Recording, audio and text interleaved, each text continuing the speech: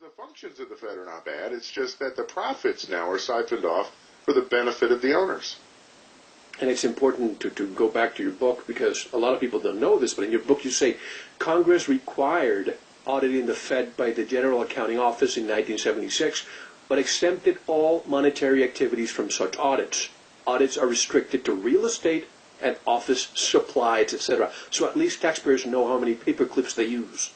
That's right. When I looked through that audit, and again, for those who swear the Fed has never been audited, this audit is out there and available.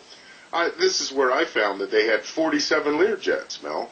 I found that they had an art collection that had been accumulated since 1913 and was on the books with about a $30 million price tag, and that they had a full-time curator that looked after this art collection, and that it wasn't on public view. This was art that they kept in their private offices. So this type of spending, just on its face, exempt from appropriation, exempt from oversight by Congress, even if you don't audit the Fed, forcing them to turn all of their earnings over to the Treasury and then come to the Congress for an appropriation the way every other federal agency does, I think that might eliminate some of the bulletproof limos and the subsidized dining and the cafeterias and things of that nature and the fitness workout centers and the exorbitant perks that the owners of the Fed enjoy, and the employees as well. It was Baron Rothschild who said, "Give me control over a nation's currency, and I care not who makes its laws."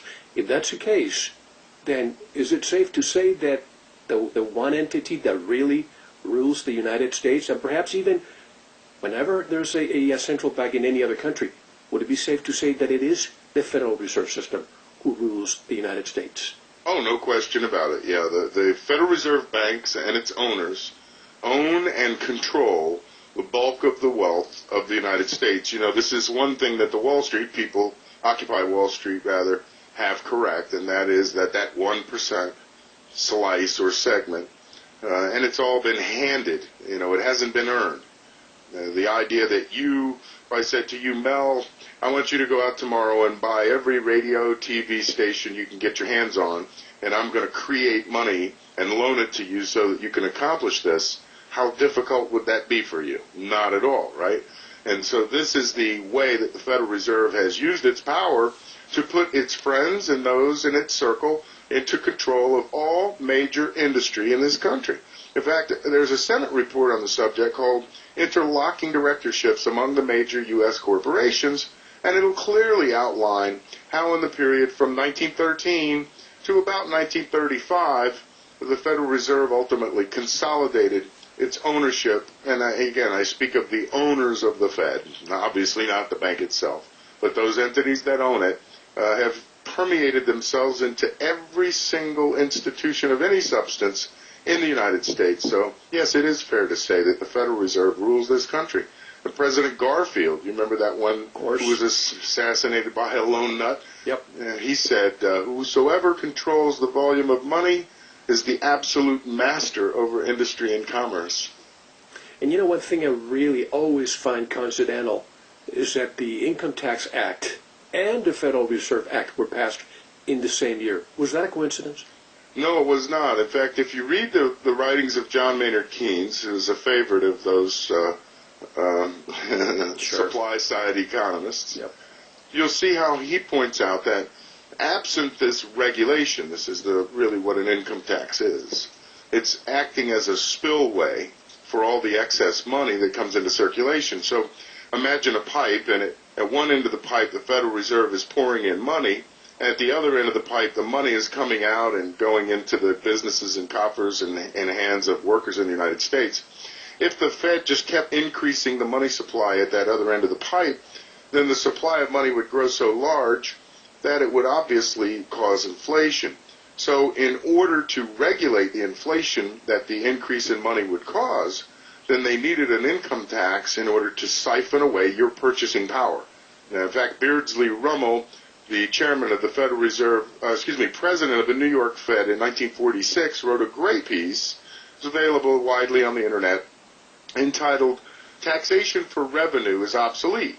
The idea that the federal government would have to tax in order to generate revenue is absurd. It owns a printing press.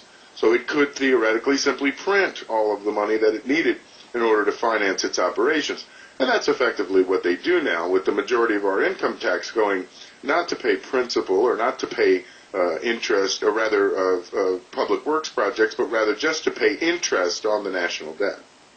And, sometimes you have to explain the layman how the Federal Reserve works, but they just can't seem to even grasp the fact that it's the equivalent of me taking and I hate to sound like this, but taking a roll of toilet paper, giving it to you, and say, each sheet is going to have this value, when in reality there's no value at all.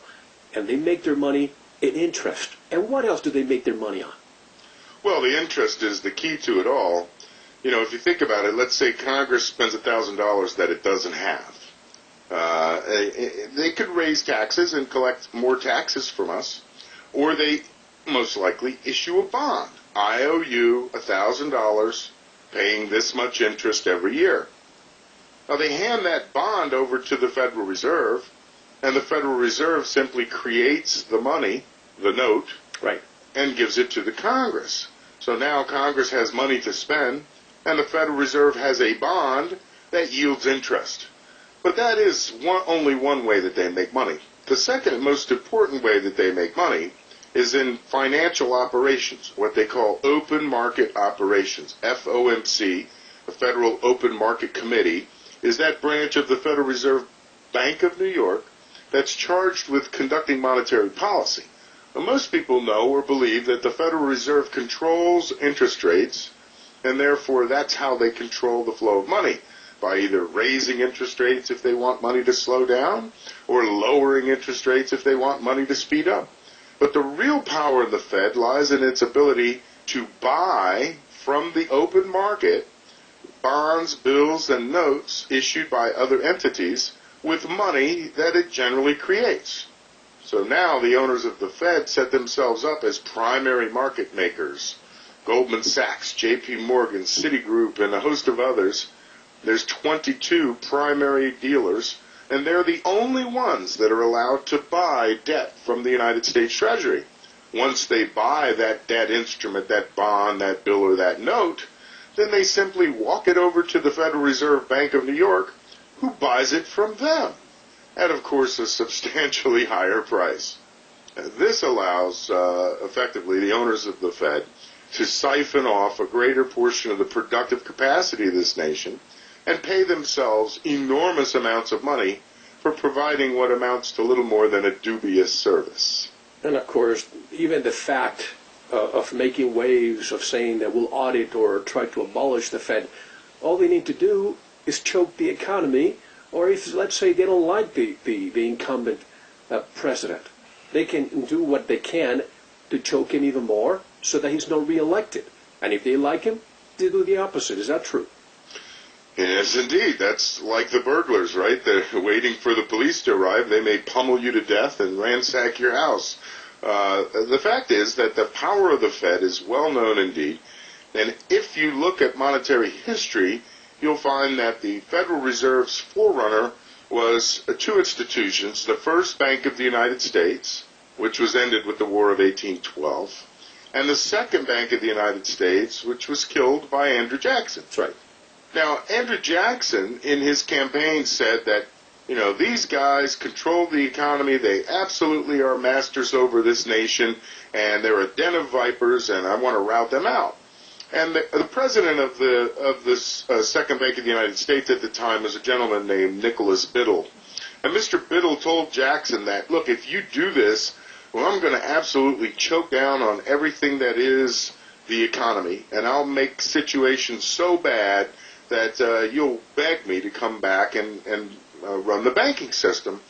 And so he did do exactly that.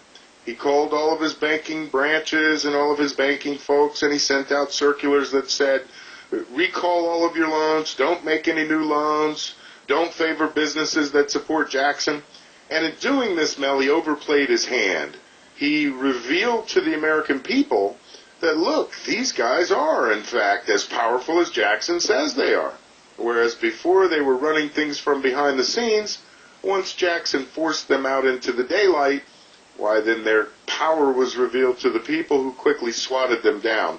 I would like very much for that to happen today. I'd like to see the Federal Reserve exert its power and choke the economy and create the type of depression that they threaten, because maybe then the American people would see that they are, in fact, in control of everything that is the United States of America. And this is a historical aspect that not a lot of people know, is that from 1840 to 1861, it was really a great period for the United States. And because of Jackson, he ensured that no private central bank was allowed to create American currency. So the U.S. Treasury became the central bank, and it meant a debt-free U.S. Treasury. If history can repeat itself, is that where you see the United States going? Well, that's more of the Austrian model, and I want to make that clear. The elimination of the monopoly power to issue money is what the Jackson Revolution entailed. See, he didn't so much eliminate fiat or unbacked money or credit money. What he did was eliminate the monopoly power of the first bank or second bank of the United States to issue these notes. So quite simply, if you and I wanted to start a bank and issue, Bank of Mel and Andy notes, to the extent that the marketplace would accept those notes, and to the extent that we could redeem them and not commit fraud, we would be free to do that. Imagine now if McDonald's started issuing money, or if other major corporations started issuing their own money notes. That would be tremendous competition for the Federal Reserve indeed. And so this monopoly power to issue money is what the Fed has and what the Austrians suggest should be taken away. They suggest we should go back to a gold-backed money. Gold defined, 1 ounce of gold is so many dollars. 1 ounce of silver is so many dollars. And then anyone who wants to issue notes for money, IOU money, is free to do so. I disagree with that. I disagree with that. I think that the power to issue money, fiat money, should rest with the government of the United States and with our elected officials. Now, I know Congress doesn't get much right, and if you allow them to, they'll spend all willy-nilly like a bunch of drunken sailors. Yeah. But I can't see them doing a worse job than the Fed has over the last 95 years. And the question is, why do we even... Well, before I ask you that, didn't the same owners of the Federal Reserve System, weren't they the ones who caused all the financial trouble before 1913, all the panics, so that people would clamor for some kind of order so that in their minds those panics didn't repeat themselves? This is the Hegelian dialectic, right? It is Problem, reaction, solution, sure. Yeah, thesis, antithesis, synthesis. Right. And so, the idea that, look at this terrible problem, in this case, you're right, in 1907, J.P. Morgan Chase, J.P. Morgan at the time, wasn't Chase yet, J.P. Morgan, the bank, said that the Knickerbocker Trust, also a bank, a trust company in New York City, was unable to pay its bills and as a result was insolvent. Now this wasn't true, but in starting this rumor, the firm of J.P. Morgan, and again, very similar to the panic that just occurred, where J.P. Morgan said that Bear Stearns was insolvent, demanded additional collateral from that firm, and then took the collateral that they had on deposit, even though it was in excess of how much they were owed.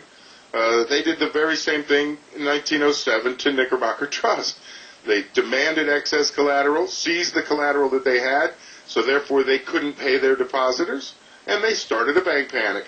And when the bank panic came in full mode, then they had the Peugeot hearings, headed up by Arsène Peugeot, where they very famously called in J.P. Morgan and Henry Davison and Frank Vanderlip and the other so-called financiers of the day, and they grilled them before a congressional committee, and came away with, this is a terrible, terrible crisis, and here's the solution that we offer, the Federal Reserve Act.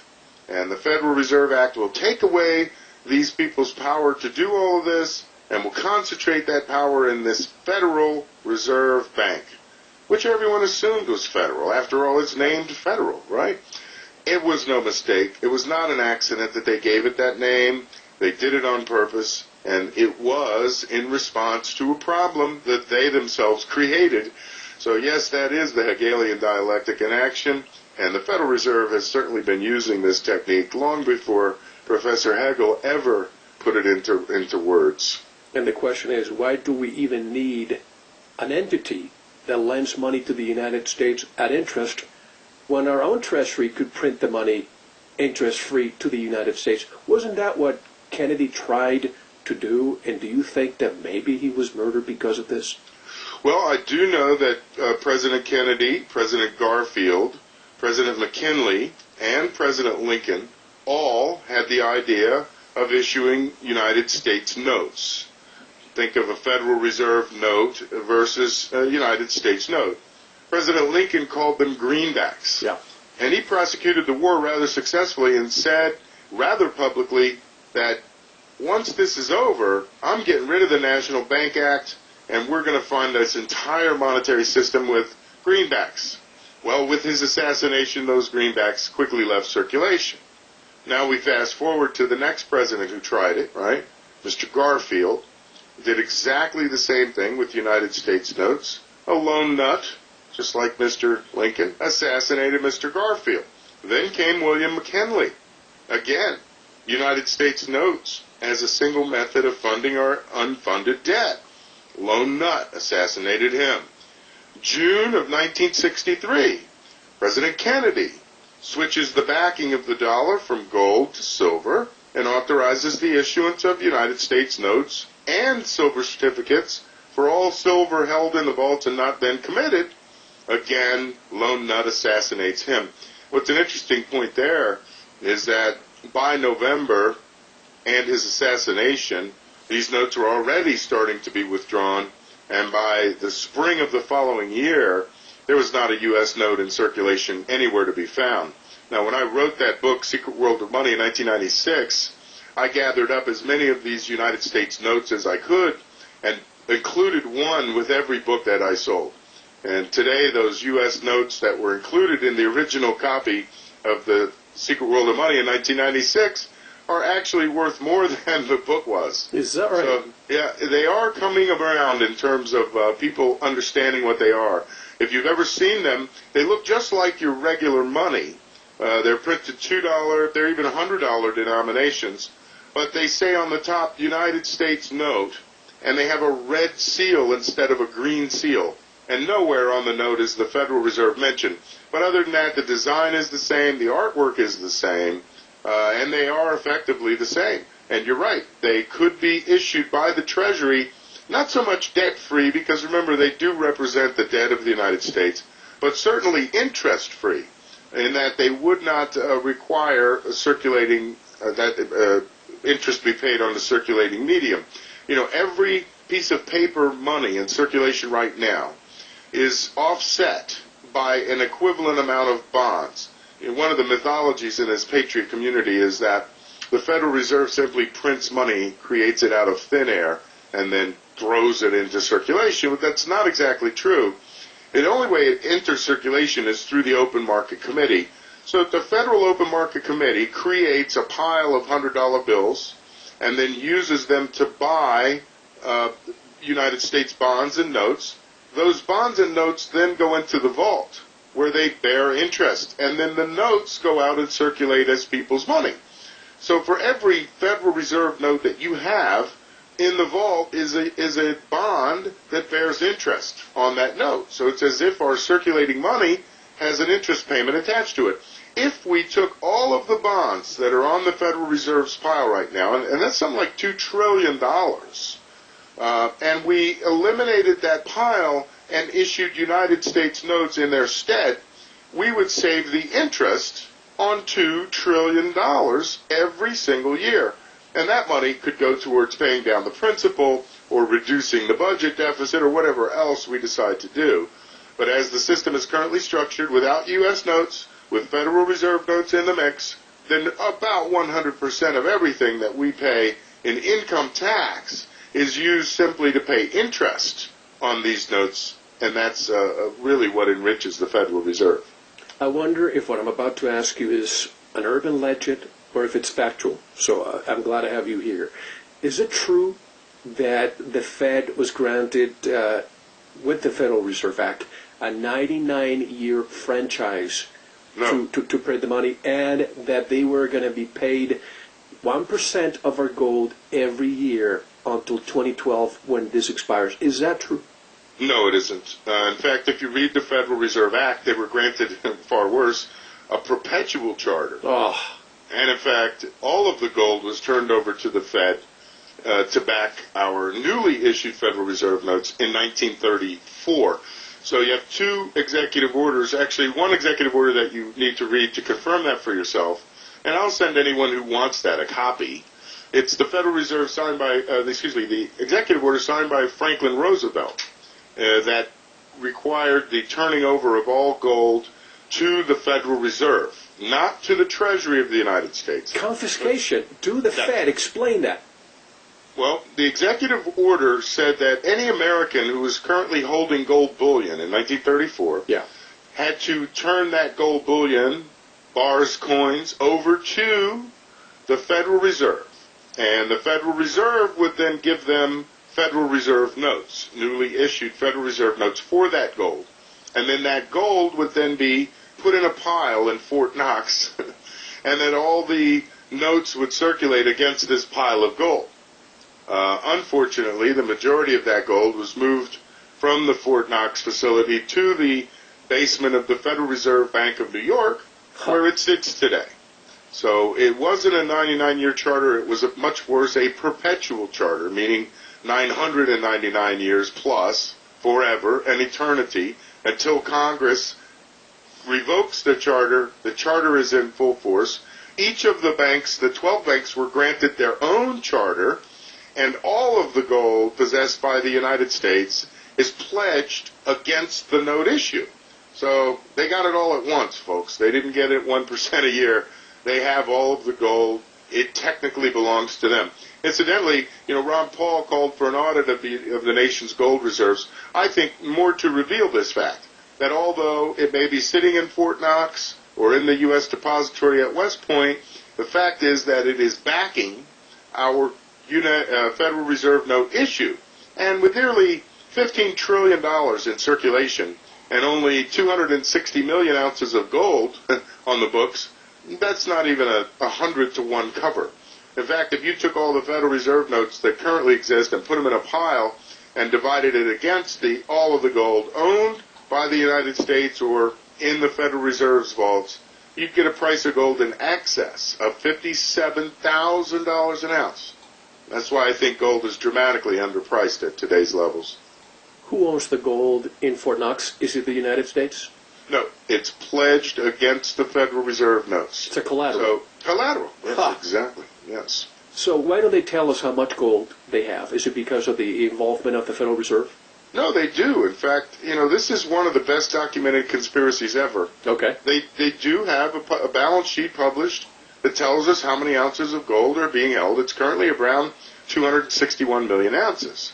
Additionally, the Federal Reserve publishes an H41 balance sheet every single day. So, you could go in there and find out on a daily basis how much money they've put into circulation, how much they own, how much they control.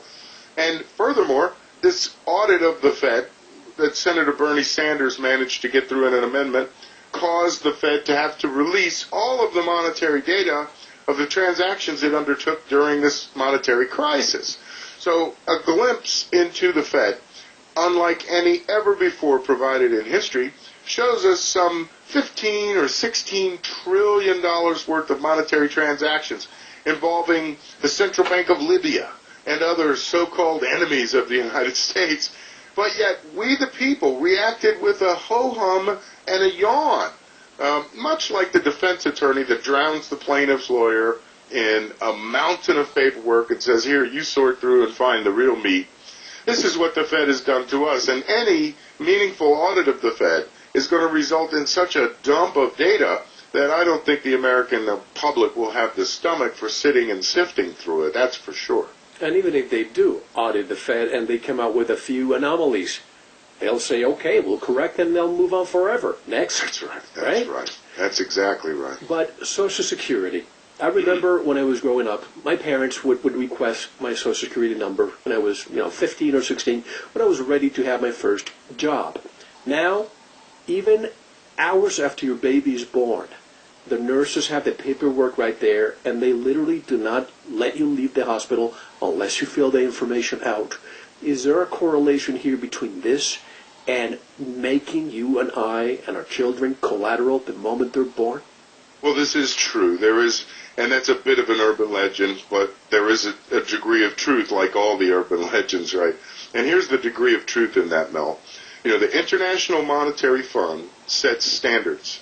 So if you went to a bank today and you said, I want to borrow $100, and I'm going to pay it back with the income from my job, and here's my job, and I have income, and here's my tax form, and it shows that I'm going to make the money to pay you back. Well, then the bank approves the loan. Well, think of the United States government as that same type of creditor. And so each time it applies for a loan, it has to be able to show a revenue stream. Right. Where does its revenue stream come from? Well, it comes from the workers that pay tax on their labor. And this tax is represented by the Social Security number. So each time they get another Social Security number assigned to another person, why, that's one more revenue stream that they can add. One more revenue stream that they can add to the pile and therefore expand their monetary system.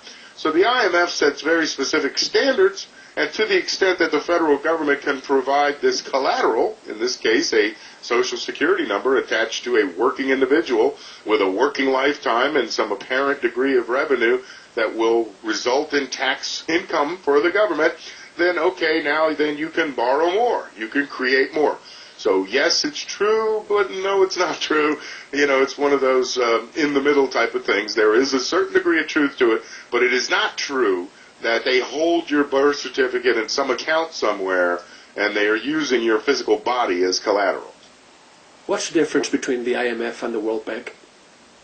Well, the International Monetary Fund has a lot more power than the World Bank. Think of the World Bank as an institution that's established for purposes of lending money. The IMF is established for the purpose of supervising the monetary system worldwide. So you have to think of the IMF as the central bank for the central banks. And with it, of course, all that power. This is the institution that is intended to dominate world finance as we head towards a single currency or one world currency. The IMF will play the leading role in that scenario. So let's see if I understand this correctly. But by the way, who's behind the IMF? Is it the United Nations or is it the central banks? It is the central banks, yeah. Primarily the United States is behind the IMF. So if the IMF were to be the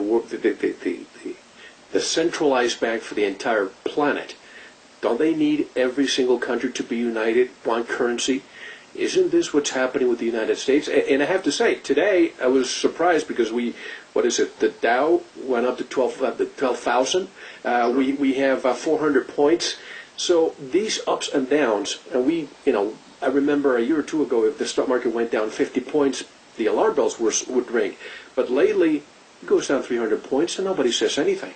The next day it goes up to 400. So is this being manipulated, and is the end goal to kill the United States economy so that it's easier to clamor for a new world currency? No. In fact, the world is getting a new world currency. It's just not new to us. The dollar and Dollar Inc. is the preeminent brand in the world. They've spent 90 years building it.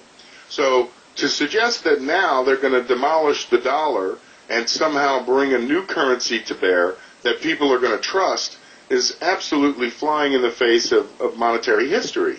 It's very hard to develop the type of confidence in a monetary system that would be required to replace the dollar with another currency. And the Fed has had so many opportunities to crash and completely obliterate the United States economy that I think it's fair to say that if they wanted to do that, they would have already done so. The first example, and very perfect one, would be the 9/11 debacle.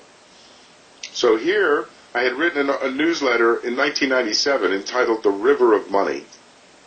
And it talked about how going under the Hudson River into New York City were these two gigantic electronic pipes, if you will. And into them flowed the wealth of the nation. All of the little banks all throughout the country would aggregate their deposits every night and send them through this pipe to New York City, where they would bounce around in the World Trade Centers and then be wired to Hong Kong. And they would work all night long and then be wired back to the United States the following day. Because New York is the capital of money for the United States. Indeed. So much money flowed through these pipes, I calculated we could pay off the national debt. Well, of course, in that day it was much lower than now. Yeah. But we could pay off the national debt every 2 days with the amount of money that flowed through there. So now imagine all of the banks the night before 9/11 had wired all of their depositors' money into New York City, and there it was wired to the Far East, where it worked all night long. And so now we wake up that morning of 9/11, and the banks and the money center were supposed to have wired that money back to the banks in the middle of the country. They couldn't do it naturally because they were demolished. So all that the Fed had to do was nothing at all. Had they done nothing at all, there would have been no money. The entire country would have collapsed overnight. Never mind overnight, by lunch. What the Fed did